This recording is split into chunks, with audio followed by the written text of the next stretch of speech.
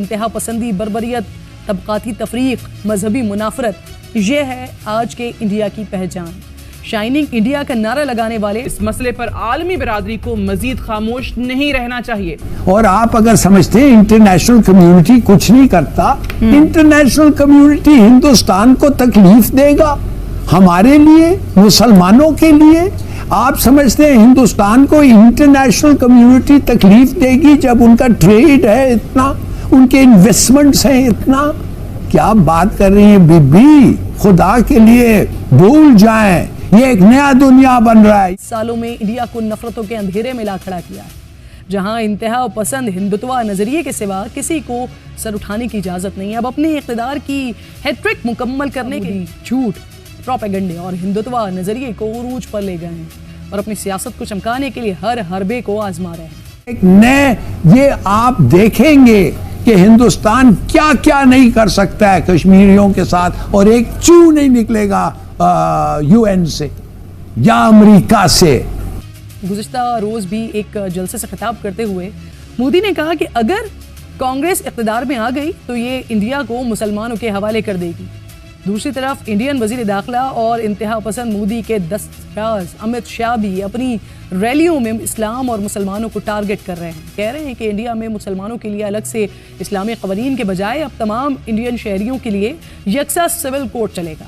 समझते हैं कि हमारे बारे में वो अरब क्या कर रहे हैं भाई, OIC क्या कर रहा है? बिल्कुल सही बात। वो तो $70 बिलियन इन्वेस्ट कर रहे हैं इंडियन में।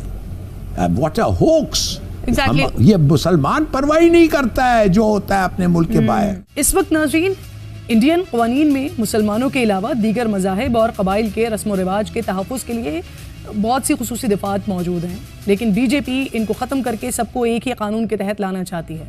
जो भारत का रसूख दुनिया में बढ़ता चला जा रहा है हर गुजरते दिन के साथ, मोदी के लिए एक स्टेट डिनर जो है वो होता है व्हाइट हाउस के अंदर, जहां पे जो रिचेस्ट बिजनेस टाइकून्स हैं दुनिया के उनको बुलाया जाता है। तो असर रसूख बढ़ रहा है उनका जगह जगह। के इंतखाबी मंशूर का एक बड़ा वादा यूनिफॉर्म सिविल कोड है, जिसका निशाना भारत में बसने वाली अक़लियतें खास तौर पर मुसलमान हैं। यूनिफॉर्म सिविल कोड कहता है कि एक से ज़ायद शादी पर इंडिया में मुकम्मल पाबंदी होगी, एक से ज़ायद शादी गैर कानूनी और काबिल सज़ा जुर्म तस्वुर होगा। जो होगा हम आपके साथ हैं, ये काफ़ी नहीं है। या तो कहें कि आओ इधर पना लो, और वो आप कर नहीं सकते। वो हिंदुस्तान अगर खाली हो जाए, आप किधर रखेंगे हिंदुस्तान के मुसलमानों को? तो ये एक इट्स अ मेजर प्रॉब्लम जो आप कुछ कर नहीं सकते। हाँ, आप ये कर सकते हैं, आप कहें कि हम कश्मीर की सेल्फ डिटर्मिनेशन के लिए हम उनको ना सिर्फ moral support, political support, diplomatic support, यानी कोई भी मुसलमान एक से ज़्यादा शादी नहीं कर सकेगा। सिर्फ यही नहीं है, बल्कि मर्द और ख़वातीन तलाक के बाद बगैर हलाले के फिर से शादी भी कर सकते हैं। हिंदुस्तान की इस वक्त एक तूती बोल रहा है, उसकी वजह से दुनिया उस पे वो दबाव डाल नहीं रही जिसका हक है। इस नए कानून के मुताबिक विरासत में लड़कियों को बराबर के हुकूक दिए जाएंगे। इलेक्शन से पहले बीजेपी का इस कानून को हवा देना मोदी के नापाक अज़ाइम खुद ब खुद वाजे कर रहा है। इंडिया की फिल्म इंडस्ट्री, बॉलीवुड, जो दुनिया भर में कई बड़े और अच्छे फिल्मी मवाद के लिए जानी जाती थी, वो भी मोदी दौर में और ख़ास तौर पर इलेक्शन से पहले पाकिस्तान मुखालिफत का चेहरा बन चुकी है। और तो और गुज़िश्ता दिनों इंडिया के सरकारी नशरियाती इदारे दूरदर्शन न्यूज़ के लोगों का सालों पुराना जो रिवायती सुर्ख रंग था, उसे तब्दील कर दिया गया है ज़ाफ़रानी रंग में। ज़ाफ़रानी रंग को हिंदू कौम परस्त हुक्मरान जमात बीजेपी के साथ जोड़ा जाता है, जबकि ये रंग मजहबी अहमियत रखता है बड़ी। ये वही रंग है जिसे शाहरुख खान की फिल्म पठान में पहनकर डांस करना भारतीय अदाकारा दीपिका पादुकोण को बड़ा महंगा पड़ा था। बीजेपी ने इस फिल्म को रुकवाने के लिए मुल्क भर में बड़े मुजाहरे किए थे और बिलाखिर मजबूर होकर फिल्म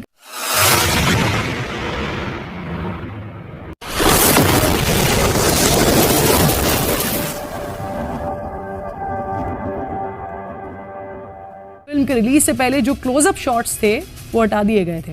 तो देखिए, यू लिव इन ये पता नहीं, हम लोग समझते हैं कि इस किस्म की सवालें उठाना चाहिए एक टीवी शो में, पाकिस्तान में जाके UN सिक्योरिटी काउंसिल में कहें this poses a threat to peace. मौजूदा सूरत हाल में नाज़रीन, खुद इंडिया की अपोजिशन जमातों ने दूरदर्शन निशान के रंग को तब्दील करने पर एतराज़ करते हुए दावा किया है कि ये इंडिया और उसके अहम इदारों को ज़ाफ़रानी रंग देने की कोशिश है। 19 अप्रैल से भारत में इलेक्शन जारी है। पहला मरहला मुकम्मल हो चुका है। दूसरे मरहले के लिए 13 रियासतों और मकबूजा कश्मीर में पोलिंग हुई है। डेफिनेटली भारत इस टाइम इकोनॉमिक रीजंस की वजह से, स्ट्रेटेजिक रीजंस की वजह से दुनिया के का अनोखा लाडला दुनिया के सुपर पावर्स का बना हुआ है।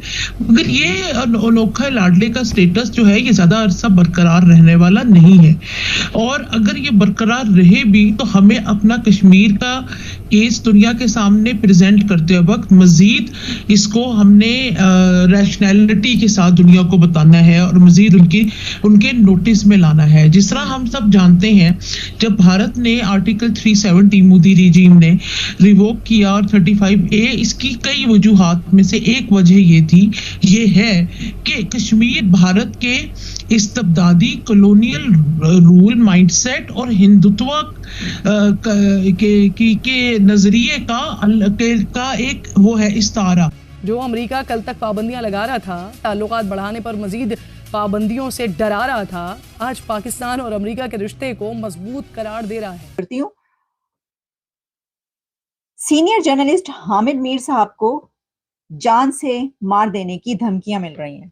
बहुत सख्त ये एक ऐसी खबर है कि जिसमें ये बताया गया है कि उनकी जिंदगी, हामिद मीर साहब की जिंदगी बड़े खतरे में है इस वक्त। धमकियां उनको क्यों दी जा रही हैं?